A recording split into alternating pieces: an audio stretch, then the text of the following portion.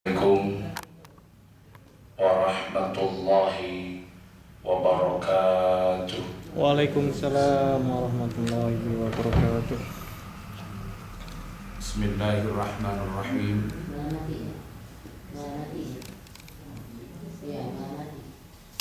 Alhamdulillahi bi ni'matihi tatimmus shalihat wa bi fadlihi tatanazzalul barakatu wal hasanat.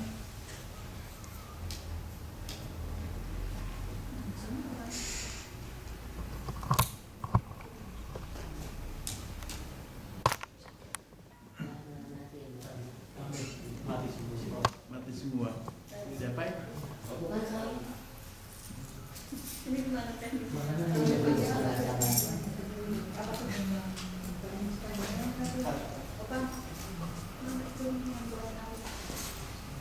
Wa bi taufiqihi tatahaqqaqul ghayat. Allahumma salli wa sallim wa barik ala sayyidina wa maulana Muhammad sahibi syafa'ati wal mu'jizat wa ala alihi wa sahbihi wa man tabi'ahu dhawil hasanat. Amma ba'd. Para hadirin, para hadirat, jamaah Masjid Al-Ikhlas, mudah-mudahan selalu dirahmati dan diberkati oleh Allah Subhanahu wa ta'ala. Amin. Alhamdulillah,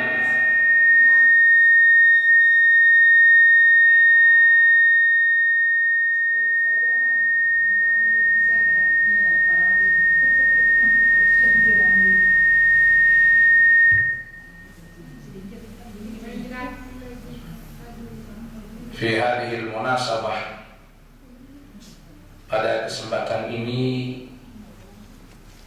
kita ditakdirkan oleh Allah Subhanahu wa ta'ala untuk berkumpul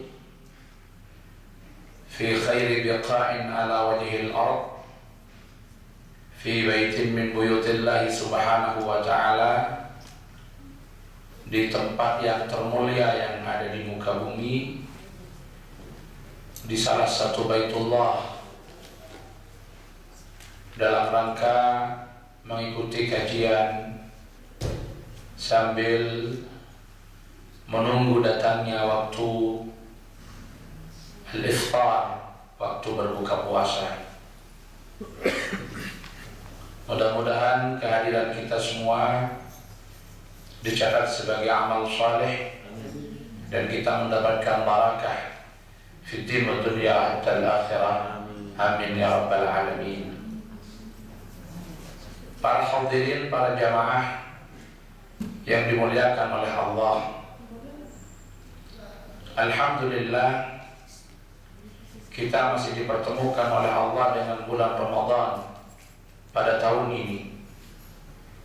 Bulan yang penuh dengan maghfirah, bulan yang penuh dengan rahmat, bulan yang di mana dalamnya Allah akan melipat gandakan kebaikan-kebaikan yang kita lakukan. Kita yang menyambut datangnya bulan Ramadan dengan sukacita, dengan kegembiraan, karena adanya harapan dihapuskannya dosa-dosa kita oleh Allah Subhanahu wa ta'ala, dengan menggiatkan amal-amal saleh, memperbanyak ibadah dan taqarrub kepada Allah. Dari senangnya saja, dari gembiranya saja, itu memiliki fadilah yang cukup besar, sebagaimana disabdakan oleh Rasulullah sallallahu alaihi wasallam, man fariha bidukhuli Ramadan haramallahu jasadahu 'alan niran. Barang siapa yang senang bergembira dengan datangnya bulan Ramadan, maka Allah akan mengharamkan jasadnya dari api neraka.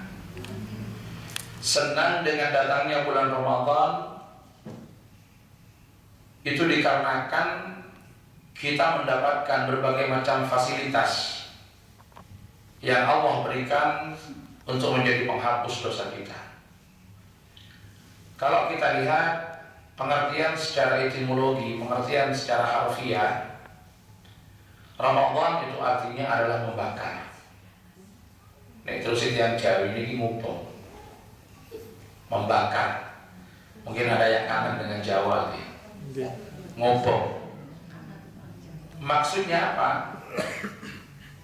Karena bulan ini dipilih oleh Allah untuk menjadi penghapus, untuk menjadi pembakar bagi dosa-dosa kita semua. Kalau bulan Rajab itu disebut dengan Syahrullah, itu syahrul bulannya Allah, syahrul ijabatid da'awat. Bulan Sya'ban disebut dengan bulannya Rasulullah atau syahrul salati ala nabi. Maka bulan Ramadan ini kata Rasulullah adalah syahrul ummati, bulan yang di dalamnya Allah memberikan kesempatan seluas-luasnya kepada kita untuk menggapai maghfirah dari Allah Subhanahu wa taala. Ramadan syahrul maghfirah, faman hujibat anhu al-maghfirah ta'alat hasaratuhu wa 'azumat musibatuhu. Ramadan adalah bulan pengampunan. Barang siapa yang di bulan Ramadan tidak mampu mencapai maghfirah dari Allah, maka besarlah kerugiannya. Kenapa bulan ini dipilih oleh Allah sebagai bulan pengampunan? Karena kodrat manusia, kodrat kita semua sebagai manusia adalah manusia ini makhluk Allah yang tidak luput dari salah dan dosa. Al-insan mahallul khata' wan nisyan. Kalau kita ingat bapak ibu kita, Bapak Adam dan Ibu Hawa, itu pertama kali tinggalnya di mana? Di surga. Disebutkan di dalam surah Al-Baqarah, wa qulna ya Adam uskun anta wa zawjukal jannata wa kula minha ragadan haitsu syi'tuma وَقُلَا مِنْهَا رَغَدًا حَيْثُ شِئْتُمَا وَلَا تَقْرَبَا هَذِهِ الشَّجَرَةَ فَتَكُونَا مِنَ الظَّالِمِينَ. Allah berfirman kepada Nabi Adam, wahai Adam dan Hawa, tinggallah engkau di surga, makanlah apa yang ada di dalamnya sesukamu, tapi ingat, jangan kau dekati pohon ini. Ada satu pohon yang dilarang untuk didekati. Itu kalau orang-orang Indonesia nyebutnya pohon apa? Ya, pohon khuld itu sebetulnya bukan istilah dari kita, itu penyebutan iblis. Jadi iblis itu ketika merayu kepada Nabi Adam, wal adulluka ala syajaratil khuldi wa mulkin la yabla.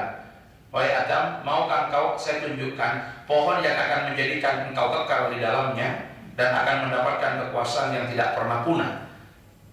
Jadi Nabi Adam itu dirayu, kenapa engkau tidak boleh mendekati pohon ini oleh Allah? Karena Allah tidak menginginkan kau kekal di surga. Kalau kau ingin kekal di surga, makanlah buah dari pohon ini. Jadi itu iblis yang menamai syajaratil khuldi wa mulkin la yabla, walaupun dilukiskan, diriwayatkan dalam Al-Quran. Nabi Adam diperintahkan oleh Allah untuk tinggal di surga, memanfaatkan segala sesuatitas yang ada dalamnya. Ambillah, makanlah, nikmatilah segala yang ada di surga. Tapi ingat, jangan kau dekati pohon ini. Ya mungkin dasar manusia, semua yang dari surga boleh, yang dilarang satu, yang satu bikin penasaran. Sama dengan orang kena penyakit diabetes, kamu kalau mau makan silakan makan. Atau kena orang hipertensi misalkan, daging kamu makan, udang boleh makan, cumi-cumi boleh kamu makan, ayam boleh kamu makan, apalagi tahu tempe misalkan. Tapi yang tidak boleh satu, kambing. Biasanya yang tidak boleh itu yang bikin gregetan. Ya kalau di Jawa itu kadang-kadang ada pasangan muda-mudi, kalau udah saling dekat, oleh orang tuanya ditunangkan, kadang-kadang diakad nikah, tapi belum didaftarkan secara sah di kantor urusan agama, belum rame-rame. Jadi bahasa kita itu kalau di Indonesia disebut dengan nikah siri. Walaupun nikah siri dalam fikih bukan itu maksudnya, disebut nikah siri. Lah kadang-kadang sih bapaknya pesan sama kedua pasangan itu, kamu sudah sah menurut agama, kamu sudah nikah siri, udah boleh kamu pegang, udah boleh kamu cubit, udah boleh kamu utek-utek, silakan yang lainnya, tapi titip yang satu jangan dulu, karena belum nikah resmi, karena belum rame-rame, khawatir jadi fitnah. Yang lain semuanya boleh, yang satu tidak boleh, pasti yang satu bikin penasaran. Itu manusia. Sama dengan Nabi Adam, semuanya boleh, yang tidak boleh satu, tapi yang satu bikin gregetan. Melanggarlah Nabi Adam dari aturan Allah. Karena melanggar, diusir oleh Allah dari surga. Nabi Adam melanggar ketentuan Allah, diusir dari surga. Qulna bitu ba'dukum li ba'din adu wa lakum fil ardi mustaqarru wa mata'un ila hin. Setelah diusir dari surga, tidak dibiarkan oleh Allah Nabi Adam berdosa. Rahmat dan kasih sayang Allah tidak membiarkan manusia berdosa, tidak membiarkan manusia dalam kesesatan. Tetapi Nabi Adam oleh Allah diberikan fasilitas, diajari cara bertobat agar Nabi Adam segera kembali ke jalan Allah Subhanahu wa ta'ala. Fatalaqqa Adamu min rabbih kalimatin fataba alaihi innahu huwat tawwabur rahim. Nabi Adam diajari cara bertobat, diajari kalimat yang apabila dibaca akan mengembalikan Nabi Adam pada kedekatan posisinya yang semula dengan Allah Subhanahu wa ta'ala, mengembalikan Nabi Adam kepada kesuciannya dari dosa-dosa yang telah ia lakukan kepada Allah karena tergelincir, tidak tahan untuk melawan godaan iblis. Apa doa yang diajarkan oleh Allah kepada Nabi Adam? Rabbana zalamna anfusana wa illam taghfir lana wa tarhamna lanakunanna minal khasirin. Coba kita baca bersama untuk menyegarkan sambil nunggu yang lain. Rabbana zalamna anfusana wa illam taghfir lana wa tarhamna lanakunanna minal khasirin. Rabbana ya Rabbana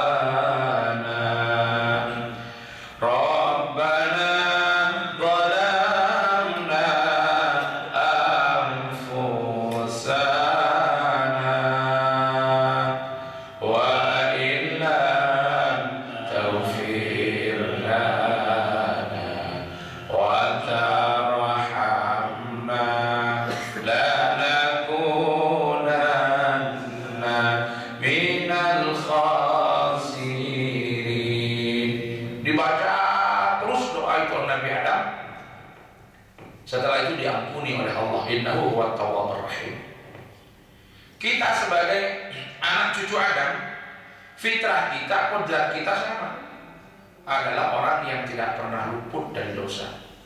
Manusia adalah makhluk Allah yang tidak pernah luput dari dosa. Seberapapun kita berikhtiar, karena beratnya tanggung jawab kita, kewajiban kita kepada Allah, kita masih sering tergelincir. Tidak ada orang yang tidak punya dosa. Karena fitrah manusia, karakter manusia tidak luput dari salah dan dosa.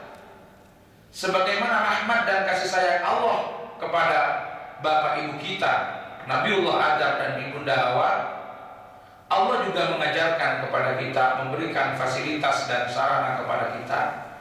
Kalau kita lakukan, kita amalkan dengan baik dan benar, insya Allah juga akan menjadi penghapus dosa. Allahumma Amin. Nabi Muhammad sallallahu alaihi wasallam bersabda, Ramadan ila Ramadan, al-jum'atu ila al-jum'ah, was-salawatul khamsu mukaffiratun lima bainahun idza jtunibat al-kaba'ir. Ramadan yang satu kepada Ramadan yang lain, Jumat yang satu kepada Jumat yang lain, dan sholat 5 waktu akan menjadi penghapus dosa apabila kita mampu menjauhi dosa-dosa yang besar. Ini kalau kita balik, media sarana yang Allah berikan kepada kita untuk menghapus dosa kita itu ada 3 jenis. Jadi kalau Nabi Adam cukup diajari, Rabbana dhalamna anfusana wa illam taghfir lana wa tarhamna lanakunanna minal khasirin. Kita diberi fasilitas lain oleh Allah. Ada media penghapus dosa harian, ada mingguan, ada tahunan. Apa itu yang harian? Salat 5 waktu. Salat 5 waktu. Jadi kita khawatir tidak nutut.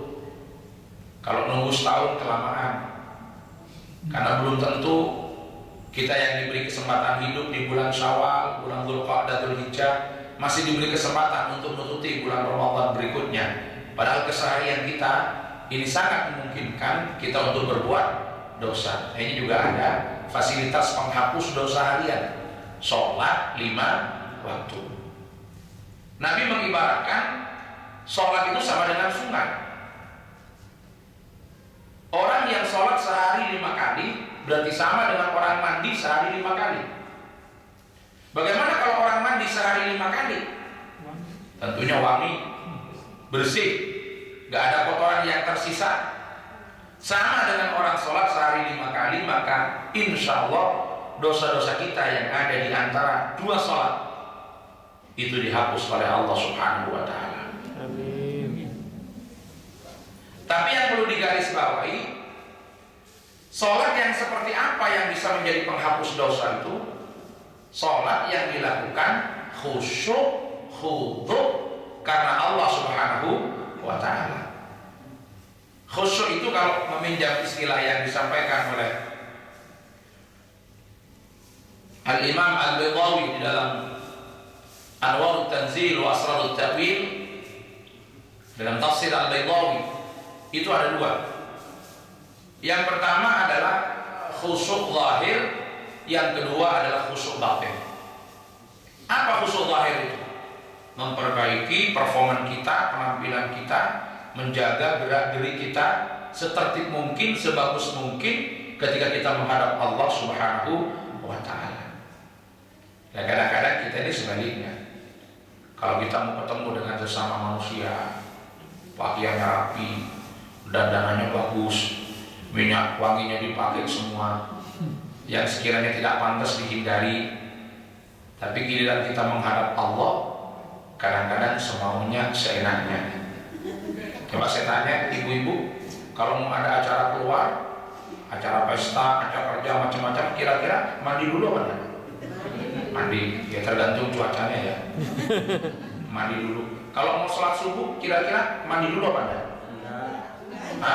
Tergantung ya. Kalau malam ada yang guyoni itu mandi gitu ya. Tapi kalau ada yang guyoni, kedinginan juga gitu.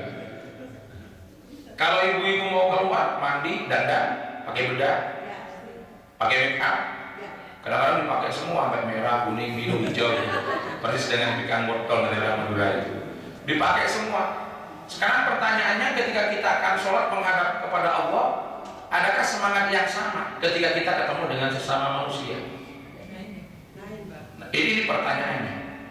Memang dalam sebuah hadis dikatakan Allah tidak akan melihat zahir kalian, Allah tidak akan melihat penampilan kalian, yang dia adalah hatinya.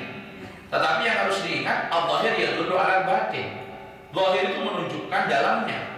Kalau zahirnya sudah tidak benar, ya berarti dalamnya juga tidak karu-karuan. Intinya apa? Dalam sebuah hadis kursi itu kita diingatkan, ya abdi, taharta mandar al-khalqi sinin wa ma taharta mandari walau sa'ah wa anta mahfufun bi khair. Wahai hambaku, engkau selalu sibuk memperbaiki penampilanmu,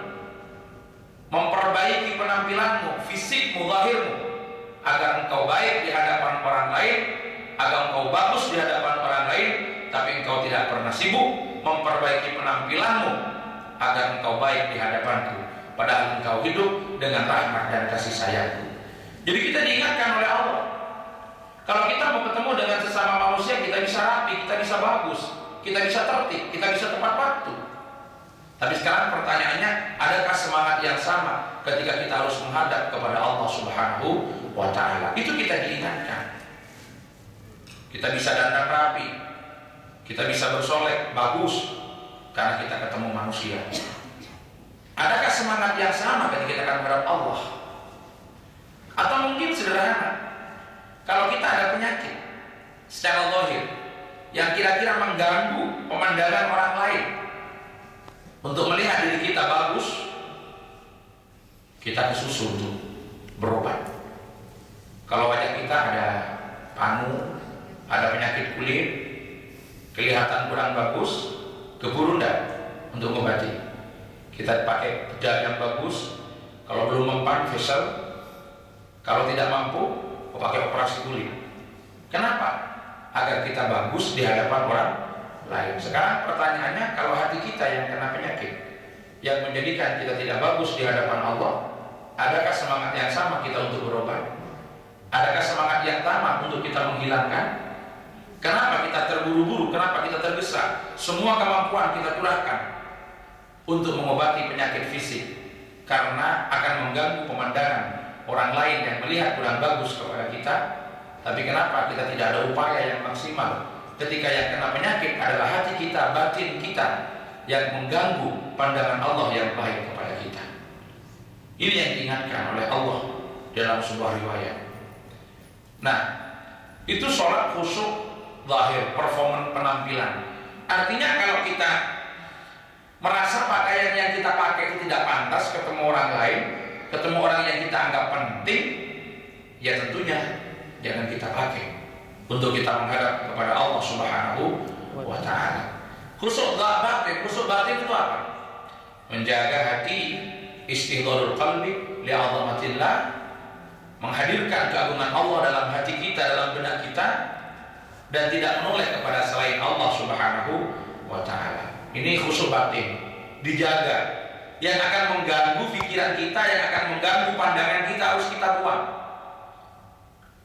Oleh karena itu ketika kita akan sholat, segenap konsentrasi sudah kita arahkan kepada Allah Subhanahu wa Ta'ala. Hindarkan segala sesuatu yang bisa mengganggu pikiran kita. Kalau nanti masuk waktu maghrib, makanan sudah siap, itu benarnya kita buka dulu apa sholat dulu? Berbuka dulu apa sholat dulu? Berbuka dulu. Berbuka dulu apa sholat dulu? Berbuka dulu. Berbuka dulu. Berbukanya cukup takjil atau dengan makannya? Kecil. Apa ada ketentuan yang katanya berbukanya takjil? Itu tradisi yang kita buat. Sebetulnya makannya diselesaikan dulu. Makannya diselesaikan dulu, baru kemudian kita sholat. Daripada sholat ingat makan, lebih baik makan kita ingat sholat. Untung di sini tidak banyak kucing berkeliaran. Kalau masakan makanan yang dipersiapkan untuk buka itu sudah ditata di ruang sebelah, kemudian di sini kita sholat, Allahu Akbar, tahu-taunya ada kucing datang, dan semuanya pikirnya tertuju ke sana. Jangan-jangan nanti ikan yang sudah tak persiapkan habis dimakan kucing. Ini kalau imamnya juga kepikiran, ini bahaya. Makanya baca Fatihah juga, Fatihahnya bisa ngusir kucing ini. Bismillahirrahmanirrahim. Habis itu ada datang lagi, ini apalagi yang mau ngambil ini? Nanti baca surat juga surat ngusir kucing. Bismillahirrahmanirrahim. Qul Allahus samad. Nah itu nanti sholatnya jadi sholat cap kucing gitu. Seharusnya ya idealnya itu kita takjil, kemudian kita makan, selesai, baru kemudian kita sholat, sambung sekalian dengan isyaknya, sudah tidak terganggu lagi. Tapi yang sering sekarang ini kan takjil dulu, baru sholat maghrib. setelah itu makan. Lah biasanya kalau udah makan itu baliknya lagi untuk ibadah itu lambat. Baliknya lagi itu lambat. Kenapa? Pasti nunggu isya gitu. Tapi kalau sholat, ya kalau begitu maghrib kita takjil, kita makan, kita kan belum sholat. Nah, kemudian kita sholat, biasanya nanggung guys, sudah tidak turun lagi, kita ngaji, kita wirid, kita zikir, atau kita isi dengan kegiatan-kegiatan lainnya, sekaligus nyambung untuk sholat isya. Intinya apa Bapak Ibu sekalian? Hindarkan segala sesuatu yang mengganggu. Yang kedua, jangan berpaling kepada selain Allah. Artinya apa? Kita hanya konsentrasi menuju kepada Allah Subhanahu wa Ta'ala. Apa yang bisa kita lakukan? Pertama adalah mengangan-angan makna yang kita baca, kalimat-kalimat yang kita baca. Allahu Akbar, hanya Allah yang Maha Besar. Sehebat-hebatnya manusia, sebesar-besarnya manusia, seagung-agungnya manusia adalah kecil di hadapan Allah. Tapi kenapa ketika manusia merasa punya kelebihan sedikit, punya keunggulan sedikit, sudah sering memandang remeh dan menyombongkan diri di hadapan orang lain? Terus apa yang kita baca kita angan-angan sampai mampu untuk kita tanamkan dalam kehidupan keseharian. Ini gampangnya sholat yang bisa menjadi penghapus dosa. Nanti secara lebih jauh kita akan kaji dalam tema khusus yang membahas tentang ini. Saya masih membicarakan 3 fasilitas yang bisa dijadikan sebagai sarana penghapus dosa. Jadi ini penghapus dosa harian, sholat 5 waktu. Ada mingguan, yang mingguan ini adalah sholat Jumat, dan yang tahunan yang selalu kita tunggu adalah bulan Ramadan. Ramadan ila Ramadan, al-Jum'ah ila al-Jum'ah, wassalawatul khams. Ramadan menjadi penghapus dosa. Bagi siapa? Tidak semua orang yang menangi Ramadan otomatis dosanya dihapus oleh Allah.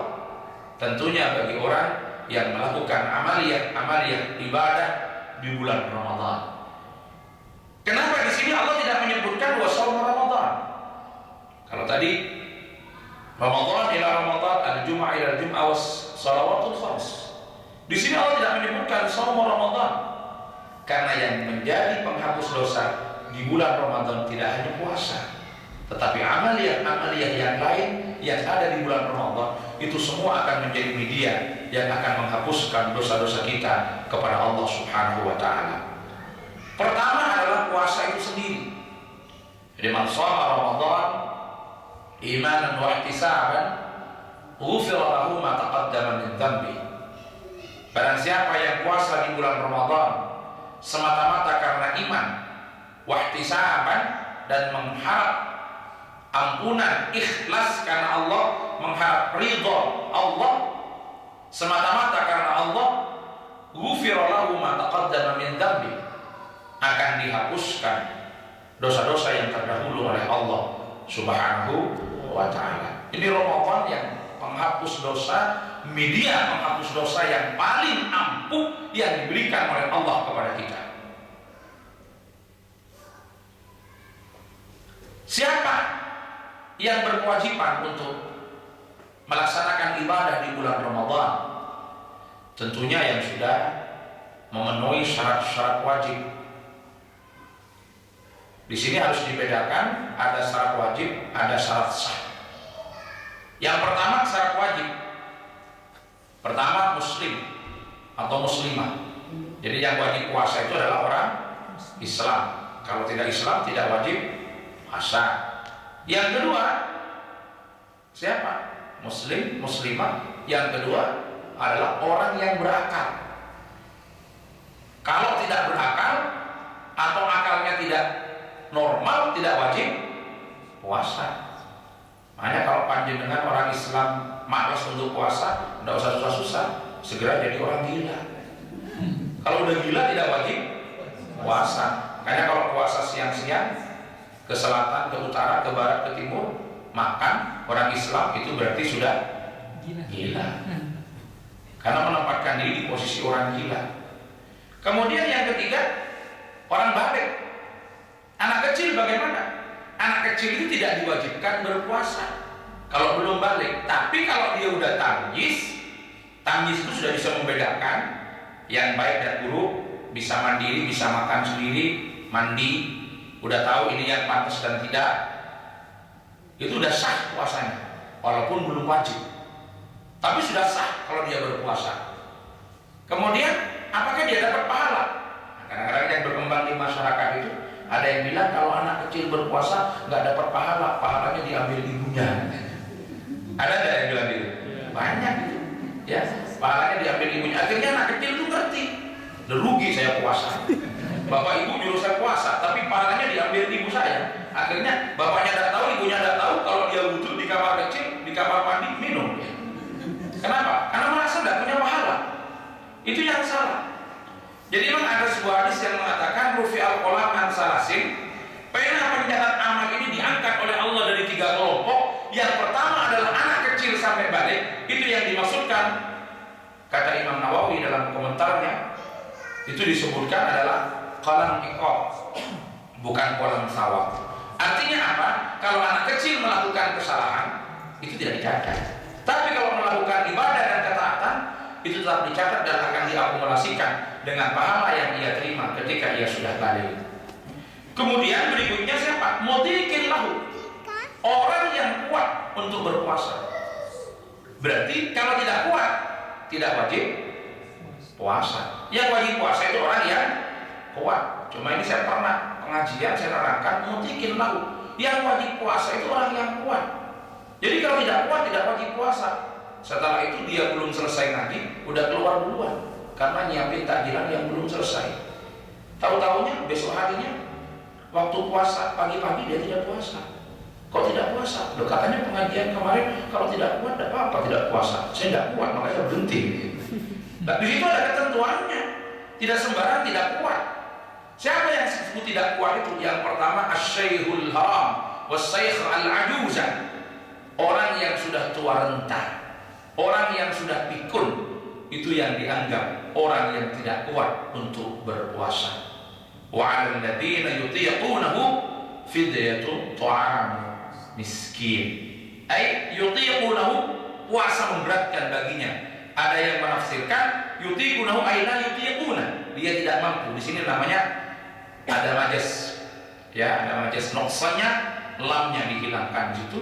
La yutiqunahu, ada yang mengartikan yutiqunahu, puasa memberatkan baginya, bukan kuat. Itu ada fidyah, ta'am miskin. Siapa lagi? Orang sakit. Ini yang dimaksud tidak kuat. Sakitnya sakit apa? Sakit yang ada kaitannya dengan puasa. Kalau sekiranya dia puasa, penyakitnya tidak segera sembuh, atau penyakitnya akan tambah parah. Jadi kalau sakitnya nggak ada kaitannya dengan puasa, tidak boleh berhenti. Kadang-kadang ibu-ibu itu ada waktu puasa tidak puasa. Bu, kenapa tidak puasa? Sakit saya. Mulai kapan? Udah 2 bulan yang lalu. Sakitnya apa? Gatal-gatal. Jadi kalau sakitnya gatal-gatal, nggak boleh berhenti itu. Apalagi hanya sakit panu, sakit kulit, karena nggak ada kaitannya dengan perut. Itu sakit yang ada kaitannya dengan puasa. Kalau puasa tidak segera sembuh atau penyakitnya tambah parah. Tapi yang menentukan siapa? Jangan tentukan sendiri. Menurut apa?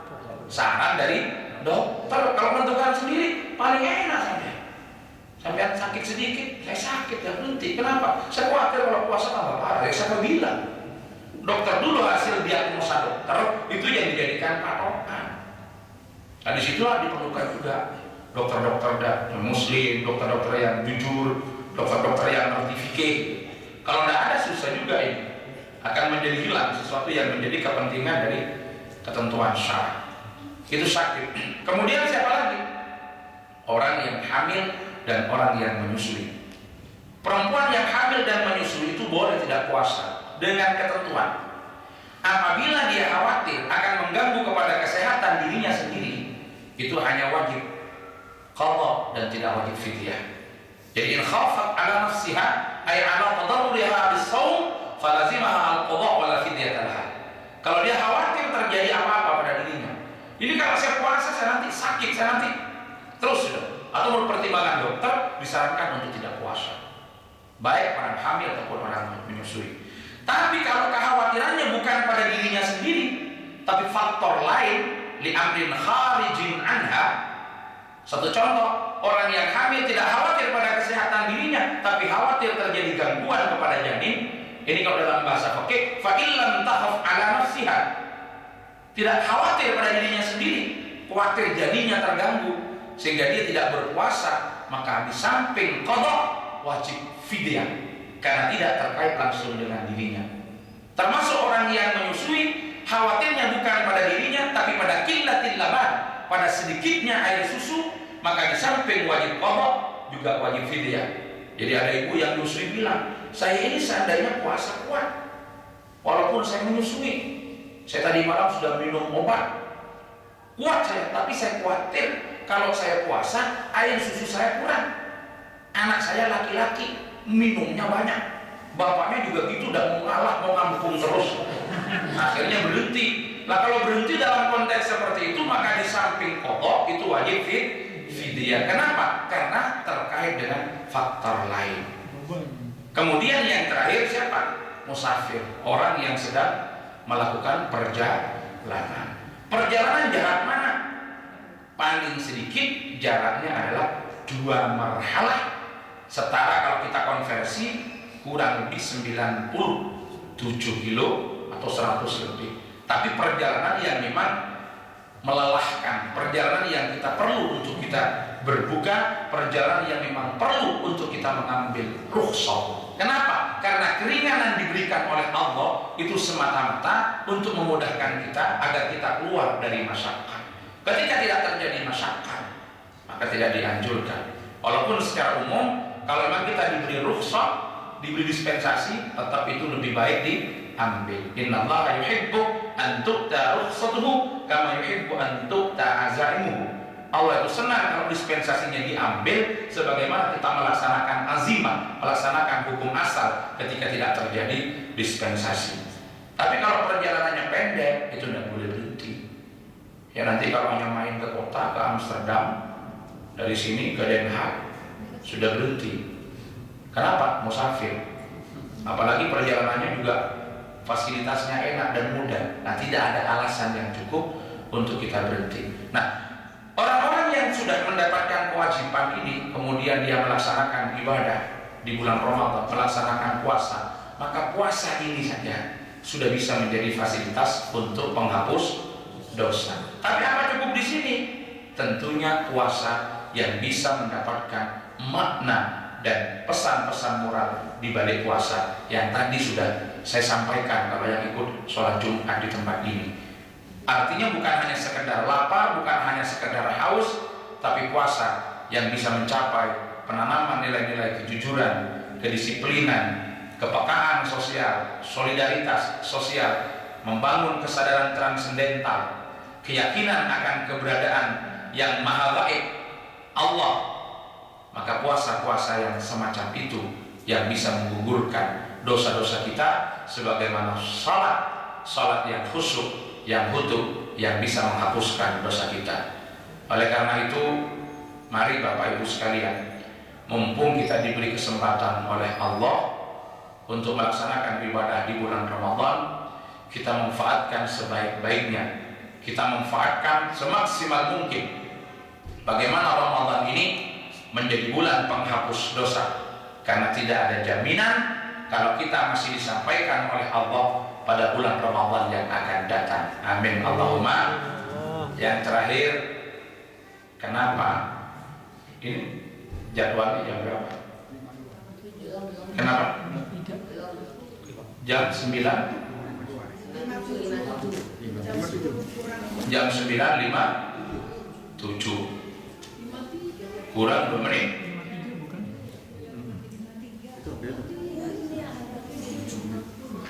Kok tidak sama? Belum hafal. 53 Pak. 53 sekarang?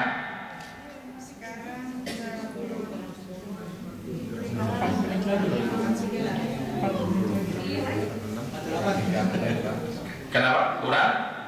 3 menit. Baik, menunggu 3 menit. Nanti kita lanjutkan setelah berbuka puasa. Kita membaca istighfar agar di samping menjalankan ibadah Ramadan, di samping kita sholat 5 waktu, di samping kita sholat Jumat, kita juga selalu berupaya dengan lisan kita agar kita mendapatkan pengampunan dari Allah Subhanahu wa Ta'ala. Astaghfirullah Rabbal baraya, astaghfirullah minal khataya, Rabbi zidna ilman nafi'an wa waffiqna amalan shalihan. Semua manusia pernah berbuat dosa, melanggar aturan yang maha kuasa, tapi paling baiknya yang berbuat dosa, yang mau bertobat pada yang kuasa, mohon pengampunan dari segala dosa. Astaghfirullah Rabbal baraya, astaghfirullah minal khataya, Rabbi zidna ilman nafi'an wa waffiqna amalan shalihan. Maka dari itu ada perbuatan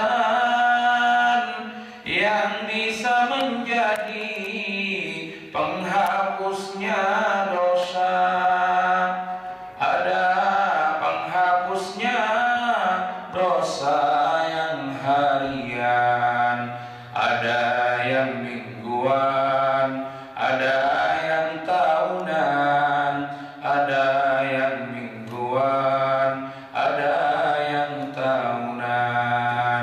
Astaghfirullah Rabbal baraya, astaghfirullah minal khataya, Rabbi zidna ilman nafi'an wa waffiqna amalan shalihan.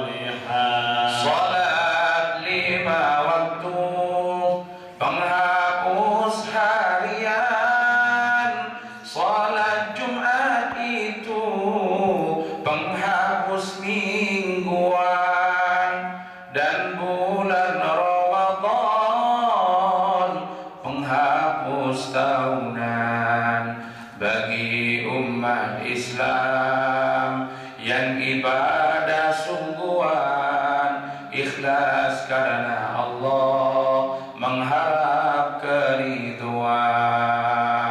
Astaghfirullah Rabbal baraya, astaghfirullah minal khataya, Rabbi zidna ilman nafi'an wa waffiqna amalan shalihan.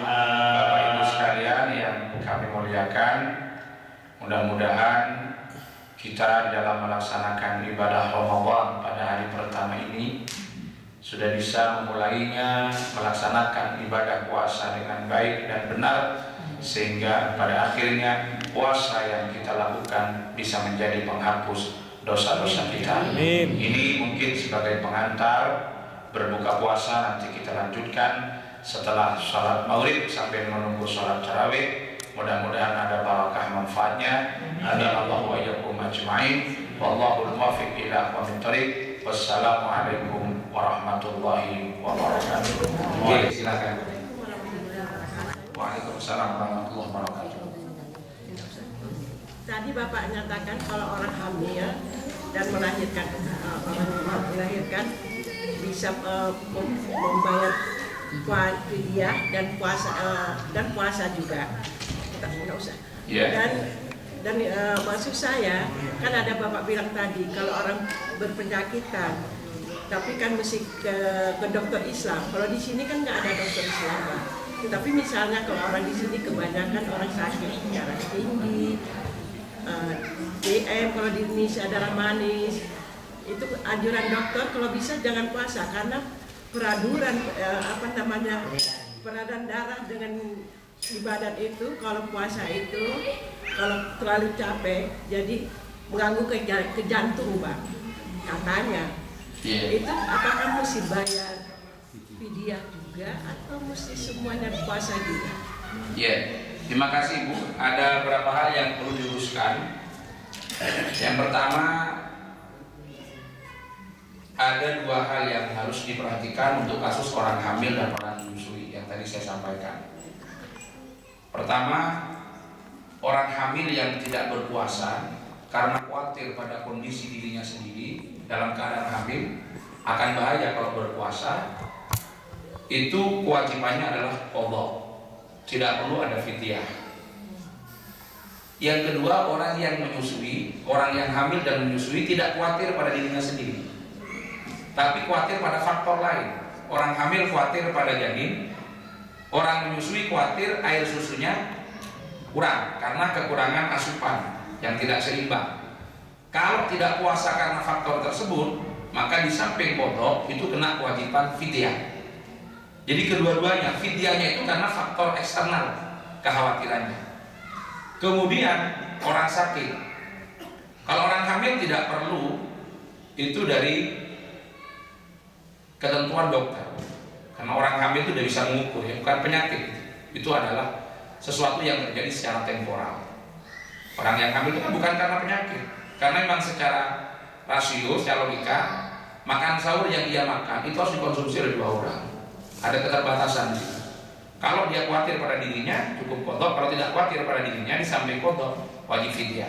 Kemudian orang sakit. Orang sakit ini menentukan nanti apakah penyakit yang ia derita, kalau berpuasa itu akan tambah parah atau tidak segera sembuh. Itu yang mengertikan dokter yang mendiagnosa. Saya tadi mengatakan disitulah diperlukan ada dokter Islam, tapi tidak harus dokter Islam yang menentukan itu. Dokter yang fiqh yang bisa dipercaya. Karena kalau tidak bisa dipercaya, bisa jadi dokternya itu buat-buat. Biar kita tidak beribadah, bisa jadi. Sampean jangan puasa. Padahal kalau orang kena diabetes, itu dokter manapun, terapi yang paling utama adalah puasa. Jangankan Ramadan, tidak ada Ramadan pun itu dianjurkan untuk puasa. Ya, luar biasa. Tapi Ibu tadi, DM itu bisa diterjemahkan ke dalam bahasa Indonesia, darah manis. Padahal DM itu kepanjangannya diabetes mellitus. Tapi oleh Ibu dirubah menjadi DM, darah manis. Ini luar biasanya orang Belanda. Jadi istilah Inggris menjadi Indonesia, tapi tetap singkatannya DM. Padahal DM itu apa? Dia diabetes mellitus dirubah menjadi darah manis, ya. Jadi kencing manis bukan darah manis kan? Iya, gula darah. Jadi orang yang terkena penyakit itu sebetulnya puasa itu solusinya. Dianjurkan untuk puasa. Kalau bisa puasa itu lebih baik. Kalau bisa puasa, karena penyebab terjadinya pertumbuhan menggumpalnya glukosa itu juga karena makan. Kalau himyah, ya, Nabi itu mengatakan kalau perut ini adalah induknya penyakit. Jadi penyakit itu banyak diakibatkan karena perut. Sementara himyah itu adalah diet, itu induknya obat. Nah, puasa ini kan bagian daripada himyah. Puasa ini. Tapi tidak sekedar himyah, tapi di puasa ini kita ada unsur ibadah, melaksanakan perintah dari syara. Makanya kalau tadi dokter mengatakan ini karena sekarang kondisinya sakit, tidak diperkenankan puasa. Sementara itu memang betul-betul kajian dokter secara murni, secara objektif, dokternya jujur, bisa dipercaya. Dalam konteks seperti itu, maka kita boleh untuk tidak puasa. Lalu bagaimana ketentuannya? Apakah cukup fidyah? Tidak, Bu. Kondisi penyakit seperti itu, ini harus ditafsir dulu, dibagi dua. Apakah masih ada harapan sembuh atau sudah tidak ada harapan sembuh? Jadi kalau dalam bahasa fikih itu al-marad alladzi la yurja buruhu dengan al-marad alladzi yurja buruhu, itu ketentuan hukumnya beda. Sakit yang tidak diharapkan sembuhnya, mungkin seperti penyakit yang sudah berbau kuburan, ya, menurut diagnosa dokter, bukan kita. Dan juga tidak berbicara takdir, ini masih berbicara diagnosa. Ini penyakitnya kalau dilihat sudah tidak ada harapan sembuhnya. Kanker sudah stadium 4 misalkan, tinggal menghitung hari. Berarti kalau demikian cukup dibayari fidyah dan tidak terkena qadha. Ya karena kapan yang mau qadha, sudah seperti itu. Tapi kalau penyakitnya itu penyakit yang masih bisa diharapkan sembuhnya, tidak boleh langsung difidyai, tetapi ditunggu dia sembuhnya. Ketika sembuh ada waktu untuk mengganti, maka dia harus mengqadha. Tapi kalau tidak memasuki waktu yang tamakkun lil qadha, misalkan begitu hari raya, setelah besoknya Id, ini kan ada waktu untuk puasa. Hari raya belum boleh puasa, haram kita berpuasa. Besoknya tanggal 2 Syawal itu ada masa sembuh, kemudian dia tidak mengqadhanya, ternyata pada akhirnya dia mati, maka ini wajib diqadha. Puasa yang ditinggal ini wajib qadha karena dia memasuki masa tamakkun lil qadha, tapi dia tidak melakukan. Akan tetapi ketika masuk di bulan Syawal tanggal 2, penyakitnya tambah parah sampai pada akhirnya mati, maka la qadha wala fidyah. Tidak perlu qadha dan tidak perlu fidyah. Kenapa demikian? Pada saat dia berpuasa, diagnosanya pada saat di bulan Ramadan, penyakitnya seakan-akan penyakit yang masih bisa diharapkan sembuhnya, sehingga pada saat itu tidak difidyai. Tapi begitu masuk bulan Syawal, ternyata penyakitnya tambah parah, tidak melewati masa yang memungkinkan untuk qadha, kemudian dia mati, maka la qadha wala fidyah. Tidak ada qadha, tidak ada fidyah. Kalau seumpama dia masih melewati masa yang memungkinkan untuk qadha tapi tidak qadha, berarti dia wajib qadha. Siapa yang mengqadha? Tidak lain adalah keluarganya kalau dia meninggal. Seperti itu. Ini sama ketentuannya dengan orang perempuan. Orang perempuan kan hampir dipastikan puasanya tidak genap bagi yang masih normal, dalam arti masih masa-masa produksi, bukan berarti yang sudah tidak haid tidak normal, maksudnya yang masa produksi gitu ya. Nah, kalau masuk bulan Syawal, ibu-ibu itu sakit, kan tidak mungkin kan untuk qadha. Sakit-sakit kemudian mati, maka hutang puasa di bulan Ramadan itu tidak perlu diqadha. Kenapa tidak perlu diqadha? Karena dia tidak memasuki waktu yang tamakkun lil qadha, waktu yang memungkinkan dia untuk qadha. Sementara puasanya ditinggal, itu diudrin, bahkan memang tidak boleh untuk melaksanakan puasa karena dia dalam keadaan haid. Dalam bahasa usul fikih itu ada mane', ada penghalang. Ketentuannya seperti itu, bisa dipahami.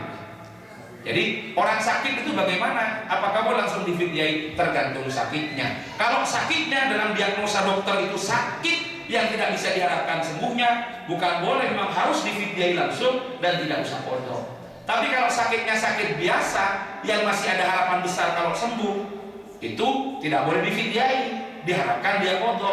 Akan tetapi kalau di luar praduga manusia, di luar praduga dokter, ternyata begitu syawal penyakitnya tambah parah sampai mati, tidak perlu qadha, tidak perlu fidyah, karena di luar tanggung jawab dia sudah. Nah, kira itu. Monggo berikutnya. Saya persilakan. Penanya berikutnya. Sudah dipahami semua? Sudah dimaklumi semua?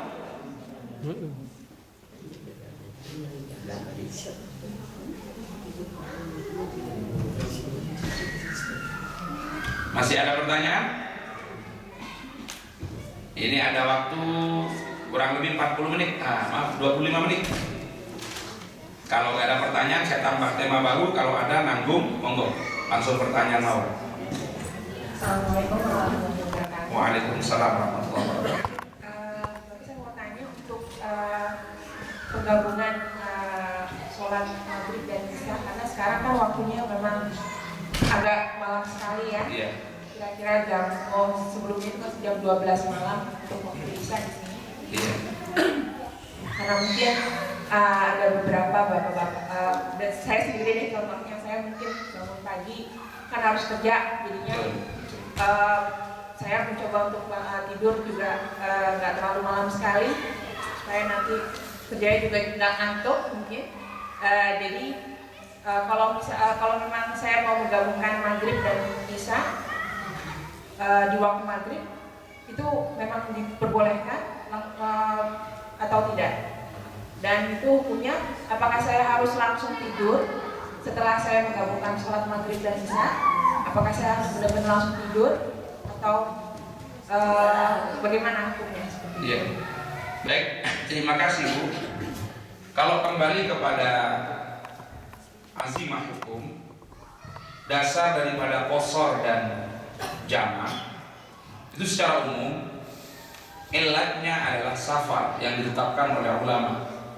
Jadi ilatnya bukan pada masyaqqah, sementara masyaqqah itu adalah menjadi hikmah hukum. Wa idza darabtum fil ardi falaysa 'alaikum junahun an taqsuru minas shalawat. Itu dalam Al-Qur'an. Jadi ketentuan awalnya adalah safar yang memperbolehkan untuk melakukan jamak salat dan qasar salat. Itu menurut jumhur ulama ilatnya adalah safar. Harus ada perjalanan. Apa tujuannya? Di dalam perjalanan itu, bagaimanapun orang melakukan perjalanan, diduga kuat tetap ada masyaqqah. Kalau dibanding dengan orang tidak melakukan perjalanan, memang ukuran masyaqqah itu beda. Kalau di sini perjalanan ke misalkan kemana, durasi 1 jam atau setengah jam naik pesawat dari rumah pakai mobil mewah, ada yang bukakan pintu, ada yang bawa ke atas, tinggal duduk saja atau sudah di bandara. Setengah jam berikutnya itu sudah nyampe di Paris misalkan. Kemudian benar tidak sih orang itu untuk melakukan jamaah sholat? Tetap dia secara normatif itu boleh melaksanakan jamaah sholat karena dia sudah melakukan safar. Kalau dihitung, kalau dibandingkan dengan orang pekerja berat, misalkan pikul kayu, ngangkut batu, perjalanannya jaraknya hanya 2 kilo, tapi ngangkut kayunya luar biasa beratnya, menghabiskan waktu yang panjang. Yang ini belum nyampe, yang naik pesawat ke Paris sudah nyampe misalnya. Yang mana yang boleh jamaah sholat? Ya tetap yang boleh jamaah sholat itu normatif hukumnya memang yang melakukan perjalanan yang jauh. Kenapa? Karena hukum itu ditetapkan berdasarkan ilat, bukan berdasarkan hikmah. Kalau hukum ditetapkan berdasarkan hikmah, hukum itu menjadi tidak acak begitu, menjadi tidak jelas patokannya. Karena hikmah ini sesuatu yang relatif. Walaupun kemudian ada usulan dari beberapa pakar dan ahli hukum agar supaya terjadi integrasi antara hikmah dengan ilat. Jadi mencapai ilat perjalanan jauh tapi tidak ada masyaqqah, mungkin lebih baik tidak melaksanakan. Perjalanannya pendek tetapi di situ ada masyaqqah, saya kira juga perlu dipertimbangkan. Cuma secara azimah hukum dasar itu adalah safar. Kemudian ada satu di antara sekian ulama, yaitu Al-Imam Asy-Syatibi.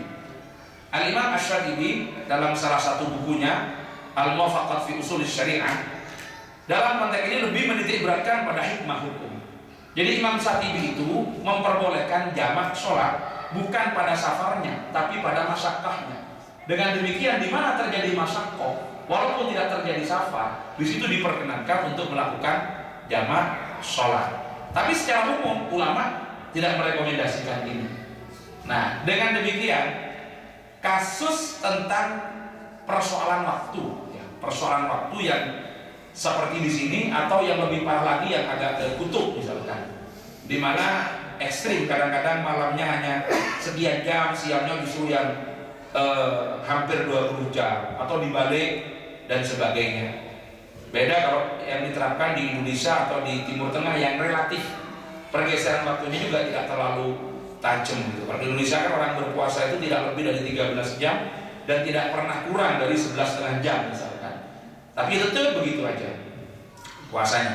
Nah, dengan demikian kasus seperti yang Ibu sampaikan tadi, ini kalau menurut jumhur ulama belum menjadi alasan memungkinkan orang untuk melakukan jamak sholat karena isaknya terlalu malam. Tapi kalau dihitung dari maulidnya kan juga malam.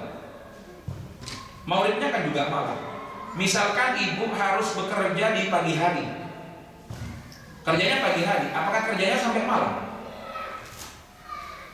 Misalkan kalau kerjanya pagi hari kan sampai sore misalkan. Ya kebetulan pada waktu itu maulidnya malam. Kalau maulidnya malam berarti kan sebelum maulid bisa tidur dulu. Kalau persoalannya ngantuk. Kalau nanti maulidnya ibu itu di jam 5 misalkan atau di jam 6 kan pas baru pulang. Kalau itu kan berarti maulid dulu, nunggu isya dulu baru tidur. Kalau nanti maulidnya itu ada di jam 10, isanya di jam 12, kan tinggal dibalik, tidur dulu baru maulid dan isya.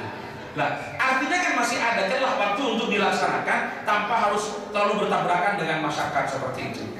Dengan demikian, saya secara pribadi tidak merekomendasikan untuk menjamak sholat dengan alasan karena bergesernya waktu yang tidak menentu di dalam hal itu. Ya itulah kemudian kembali kepada Al-Quran, aqimus shalah, ya. Jadi awasta'inu bis sabri was salah wa innaha lakabiratun illa 'alal khashi'in alladzina yadhunnuna annahum mulaqu rabbihim wa annahum ilaihi raji'un. Jadi memang salat ini sesuatu yang berat kecuali bagi orang-orang yang punya keyakinan bahwa dia kelak akan menghadap Allah, akan bertemu dengan Allah Subhanahu wa taala. Oleh karena itu, sementara ini Bu, kenapa saya katakan sementara, ada ulama yang mengatakan kalau masyaqqah itu boleh, Imam Syatibi, tapi mayoritas ulama membatasi, jangan sampai dijadikan sebagai kebiasaan. Jadi kalau itu mau diambil, satu contoh momen tertentu, misalkan manten. Iya, masyaqqah itu sesuatu yang menimbulkan masyaqqat. Masyaqqatnya masyaqqah itu masyaqqat. Sesuatu yang memberatkan bagi kita, yang menyulitkan, yang memberatkan. Iya, masyaqqah. Jadi sesuatu yang ini terbiasa ngasih kuliah tuh. Jadi mahasiswanya kalau di pasca itu sudah punya dasar hukum Islam, masih perlu dibiasakan. Jadi masyaqqah itu adalah sesuatu yang memberatkan, sehingga tujuan hukum Islam itu daf'ul masyaqqah, menghilangkan sesuatu yang memberatkan bagi kita. Satu contoh, orang melakukan perjalanan. Kalau melakukan perjalanan panjang, itu kan sulit untuk kita sholat tepat waktu. Apalagi kita tidak bawa kendaraan pribadi. Kita ikut pesawat, kita naik bus. Di mana supir bus itu kalau kita mau sholat dulu, itu kadang-kadang ya belum tentu mau gitu ya untuk berhenti itu. Nah, ini kan terjadi masyaqqah untuk kita sholat tepat waktu. Karena masyarakatnya tidak bisa dihindari, maka di situ ada rukhsah. Apa rukhsah? Dispensasi untuk keluar dari ketentuan hukum asal. Jadi yang seharusnya isya dilaksanakan tepat pada waktunya, maka isya bisa ditarik kepada waktu maghrib. Itu namanya rukhsah takdim, keringanan untuk mendahulukan pelaksanaan kewajiban. Sama dengan tadi yang diumumkan oleh Mas Jamal, bagi ibu-ibu yang mau membayar zakat fitrah sudah bisa dilaksanakan mulai sore. Sekarang zakat fitrah itu kewajibannya kapan? Kapan? Malam hari raya. Setelah terbenamnya matahari, malam hari raya sampai keluarnya khotib ke masjid, itu waktu bayar zakat fitrah. Waktunya pendek sekali. Tapi bayangkan kalau semua orang bareng bayar pada waktu itu, ruwetnya luar biasa. Makanya diberi keringanan karena ruwet, itu masakah namanya. Karena ruwet, karena memberatkan. Keringanannya apa? Rukhsah tadi boleh didahulukan sejak tanggal 1 Ramadan. Kenapa kewajiban zakat fitrah itu harus malam hari raya? Karena yang kena kewajiban zakat fitrah itu orang yang nututi puasa, yang nututi Syawal. Kalau nggak nututi Syawal itu kan nggak wajib di zakat fitrah. Satu contoh, ada orang yang mati sekarang bulan puasa, wajib nggak zakat fitrah? Nggak wajib. Sehingga zakat fitrahnya dikeluarkan pada malam Syawal. Cuma bagi yang yakin hidup sampai Syawal, ini lebih bayar dia biar yakin hidup gitu ya. Sampai Syawal boleh didahulukan biar waktu itu tidak ruwet. Nah, oleh karena itu saya katakan tadi dalam konteks untuk jamak sholat, saya tidak merekomendasikan untuk jamak sholat dengan alasan seperti itu. Nanti kalau ini dibiarkan kacau pelaksanaan hukum. Semua orang ketika waktunya seperti itu jamak semuanya. Jadi yang tadi saya katakan boleh jamak fil hadar itu ada yang memperbolehkan karena masyaqqah. Karena masyaqqah itu pun liman lam yattakhidhu adatan, bagi orang yang tidak menjadikan sebagai kebiasaan sehari-hari. Contohnya mantu apa? Dalam waktu setahun aja masuk. Iya, jadi tidak dijadikan kebiasaan sehari-hari. Contohnya begini, orang manten misalkan, karena harus didandani dan tidak memungkinkan untuk habis maulid itu sebelum maulid didandani, dia tidak bisa sholat maulid tepat waktunya, mungkin nanti bisa dijamak takhir dengan isya. Karena kondisi-kondisi tertentu yang bisa diterima oleh akal. Kalau musim begini kan nanti akan datang lagi. Dan terjadinya musim seperti ini kan sudah ada, mulai zaman Nabi juga sudah ada. Dan tidak ada kasus para sahabat ataupun masa yang ada pada waktu itu melaporkan kejadian yang seperti itu yang kemudian memungkinkan terjadinya jamak sholat. Saya kira masih sangat memungkinkan untuk dilaksanakan pada waktunya. Misalkan pekerjaannya itu paginya mulai jam berapa? Enggak, kerjanya misalkan ada seorang ada kasus, kerjanya pagi jam 6. Tapi kan tidak mungkin kan kerja jam 6 sampai jam 12 malam. Kalau kerjanya jam 6, misalkan sampai jam 5 malam, kan gitu, jam 5 sore. Kalau kemudian maulidnya jam 6 sampai jam 8, berarti kan nunggu maulid, nunggu isya, baru tidur. Kalau sekarang maulidnya jam 10, isanya jam 12, misalkan nanti setelah lebaran, maulidnya jam 11, isanya setengah 1, kan tinggal dibalik, tidur dulu baru sholat, kan gitu kan. Tapi nggak bisa tidur. Begitu sholat lagi, tidur lagi. Jadi harus diukur dulu, dilihat dulu. Selama tidak pada kondisi yang betul-betul masyarakat, maka tidak boleh untuk melaksanakan jamak sholat. Karena ketentuan asalnya jamak sholat itu justru hanya pada perjalanan. Ya, berikutnya, silakan. Oke, Mas Hamzah. Bagaimana kalau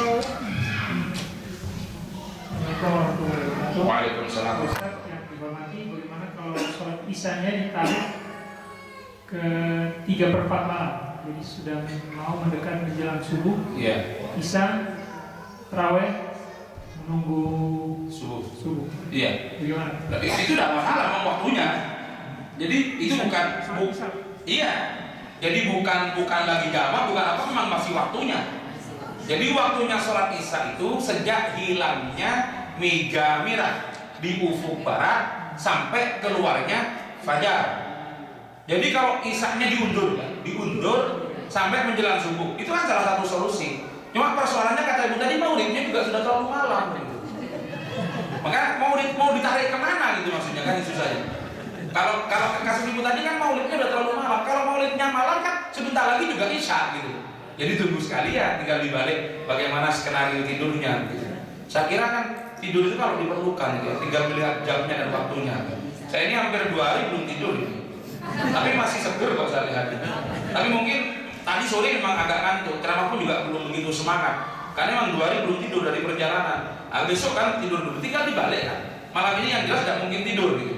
Sambil nunggu subuh. Baru tinggal dibalik. Besok kan dibalik. Pagi itu kan balas dendam. Dan tidur itu jangan banyak-banyak.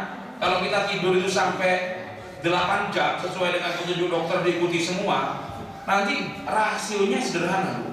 Kalau kita dikasih umur 60 tahun oleh Allah, 40 tahun itu usia efektif, itu pun kalau isinya benar.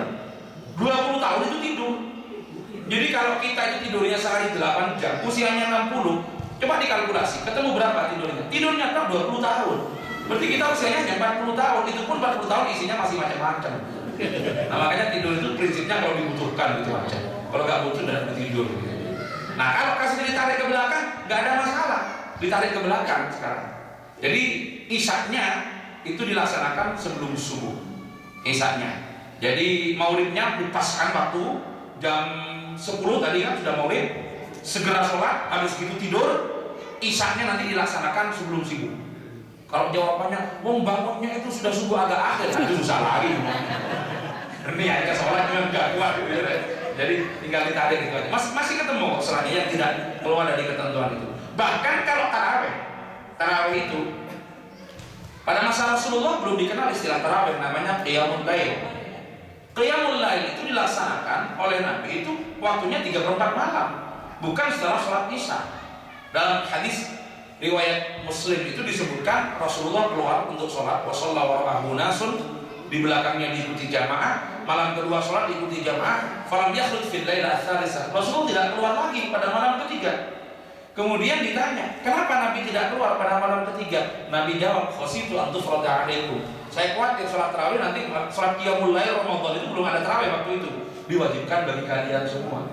Nah itu dibiarkan terjadi seperti itu sampai pada akhirnya pada masa Sayyidina Umar itu dipikir ini kalau dibiarkan ini tidak tertib ya orang sholat itu. Lebih baik disatukan di bawah belakang seorang imam yang bagus bacanya biar tertib. Nah, apakah ketentuan yang dilakukan Sayyidina Umar itu keluar dari apa yang diajarkan Nabi? Tidak. Itu pelaksanaan daripada sunnah Nabi dalam bentuk yang lain. Rasulullah tidak melaksanakan qiyamul lail secara berjamaah pada malam ketiga dan seterusnya itu karena ada khasyatal iftirad. Ada kekhawatiran sholat tarawih itu menjadi diwajibkan. Ketika Sayyidina Umar menerapkan berjamaah, sudah tidak ada lagi ilat khasyatal iftirad, karena tidak mungkin ada tasyrik kepada Sayyidina Umar dari Allah seperti itu. Tidak mungkin diwajibkan sudah. Makanya dilaksanakan berjamaah dan waktunya biar tertib. Kalau dilaksanakan jamaah tidak dilakukan sepertiga malam yang terakhir, tapi ditarik pada isya awal. Karena kalau dikondisikan agak akhir jam berapa susah juga kan. Misalkan di sini terawihan mau diganti jam 3 sebelum subuh, susah kumpulnya itu. Jadi tarik ke agak awal. Tidak apa-apa kalau itu Mas Hamzah, tidak apa-apa. Ya silakan berikutnya. Bisa satu lagi pertanyaan sambil nunggu isya. Assalamualaikum warahmatullahi wabarakatuh. Waalaikumsalam. Hanya waktu sudah habis Pak Ustaz. Bisa mau tanya satu lagi. Begini Pak Ustaz, ini karena saya alami sendiri, karena saya kerjaan saya bukan hanya satu tempat, masalah pekerjaan dan sholat. Saya kerja pertama saya dalam keadaan banyak najis.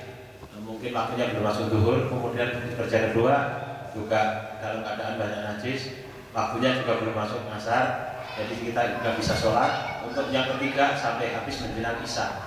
Jadi setelah sampai rumah karena badan kita semua kena najis, jadi kita pulang dari awal sampai dari zuhur, asar, maghrib dan isya kita belum sholat. Jadi sampai rumah kita balas dendam, cuma mandi, habis baju dibuang karena banyak najis, mungkin kena anjingnya juga. Kemudian kita sholat borongan gitu Ustaz. Jadi bagaimana hukumnya dari zuhur, isya, asar, maghrib dan isya satu tempat? Bagaimana hukumnya? Itu bukan jamak takhir, namanya jamak renteng gitu. Itu namanya jamak renteng gitu. Ya tidak boleh gitu. Tidak boleh ya. Artinya kita itu diajarkan prinsip keseimbangan. Prinsip keseimbangan, kerja silakan, tapi jangan melupakan ibadah. Ibadah ya ibadah, tapi jangan meninggalkan kerja. Tetap bisa dicari keseimbangannya. Jadi Al-Quran sudah jelas. Wabtaghi fima ataqallahu ad-daral akhirah wa la tansa nasibaka minad dunya. Carilah untuk kepentingan akhirat, tapi jangan lupakan bagian dunia. Tapi juga di situ diingatkan, kalau kita bekerja untuk dunia, ada panggilan untuk akhirat, tinggalkan. Idza nudiya lis-salati min yaumil jumu'ati fas'au ila dzikrillah wa dzarul bai'. Kita padan-padan kerja, ada, tinggalkan dulu kerja. Habis ibadah, habis sholat, jangan diteruskan dulu kalau pekerjaannya belum selesai. Fa idza qudiyatis shalah fantasiru fil ardi wabtaghu min fadlillah wadhkurullaha katsiran la'allakum tuflihun. Kalau sholatnya sudah selesai, pekerjaannya belum selesai, kembalilah ke pekerjaan. Jadi intinya kalau kerja seperti tadi masih bisa dicari solusinya. Kerja pagi misalkan belum masuk waktu zuhur, ya begitu mau masuk waktu zuhur berhenti sedikit. Kenapa sih? Waktunya sholat tidak terlalu lama. Kalau persoalan najis kan masih bisa bersuci, bawa pakaiannya yang suci dibawa, kemudian bersuci dengan anjing. ada kaitannya dengan anjing misalkan. Nah, persoalan anjing dengan sholat ini masih terjadi khilaf ulama, ya, terjadi khilaf ulama. Kalau menurut Imam Syafi'i, anjing itu termasuk najis mughalladhah, sehingga wajib disucikan sebanyak 7 kali, yang salah satunya dicampur dengan debu. Walaupun sekarang ada ikhtiar, debu itu juga dimasukkan ke sabun yang berdebu, gitu ya, yang mengandung unsur debu. Kemudian yang kedua, kalau menurut pendapatnya Imam Malik, anjing itu tidak najis. Yang wajib dibersihkan, disucikan itu menurut dhahir hadisnya bukan menyentuh anjingnya, tetapi wadah yang terkena jilatan daripada anjing. Idza walawal kalbu ina ahadikum falyuwassil sab'a marratin ihdahunna biturabin. Kalau ada satu wadah terkena jilatan anjing, maka itu harus dibersihkan 7 kali, yang salah satunya dicampur dengan debu. Kenapa harus 7 kali? Itu bukan lagi terkait dengan penghilangan najis, tapi ada unsur ta'abudinya. Ta'abudi itu ya hanya persoalan taken for granted begitu. Taken for granted. Ya memang dari sononya begitu. Bukan itu pelaksanaan daripada membersihkan saja. Kenapa? Kalau di situ faktor membersihkan saja, tidak harus 7 kali. Menghilangkan najis kan tidak harus 7 kali. Begitu najisnya hilang, ya sudah selesai. Kenapa 7 kali? Karena ada faktor ta'abudinya, taken for granted-nya itu. Mengikuti sononya udah petunjuknya. Maka kalau itu pendapatnya Imam Malik, di situ kan tidak najis. Tapi persoalannya harus diikuti juga dengan cara toharohnya, harus diikuti juga dengan cara wudhunya. Disitulah diperlukan ilmu. Bagaimana cara wudhu bagi Imam Malik misalkan? Harus kepala secara keseluruhan diusap, rambut, dan tidak cukup disiram, tapi harus digosok. Nah, ini kalau menurut Imam Malik. Tapi kalau masih memungkinkan, tidak intikal madhab, kalau saya rasa kalau ada kemauan masih bisa sih. Misalkan antara maulid isya gitu ya, mepet. Ya jangan bekerja antara itu. Tempatnya untuk sholat nggak ada. Kenapa? Tempat sholat nggak ada. Tempat sholat keluar dari masjid. Kok bisa tempat sholat tidak ada? Oh, ada di mana orang sholat apa harus di musola? Tidak kan? Di rumah-rumah orang. Lah iya, di rumah orang sana kan sholat di gereja kan juga boleh.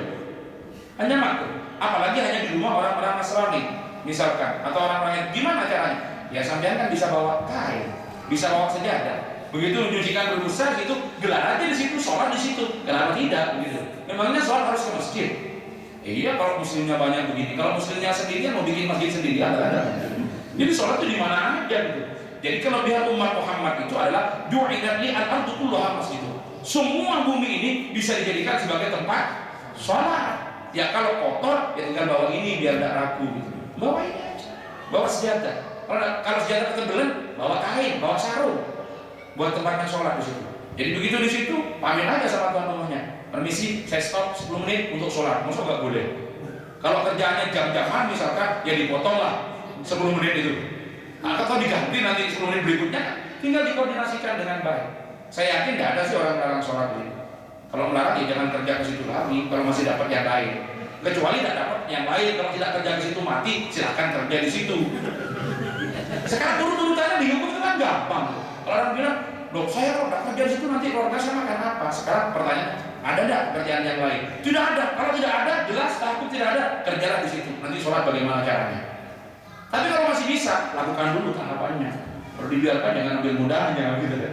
Tapi selama masih memungkinkan dan ada pilihan yang benar, ya siru wala tu'asiru. Carilah yang termudah. Jadi kalau masih memungkinkan, carilah yang termudah. Ya saya kira ini sudah masuk ya.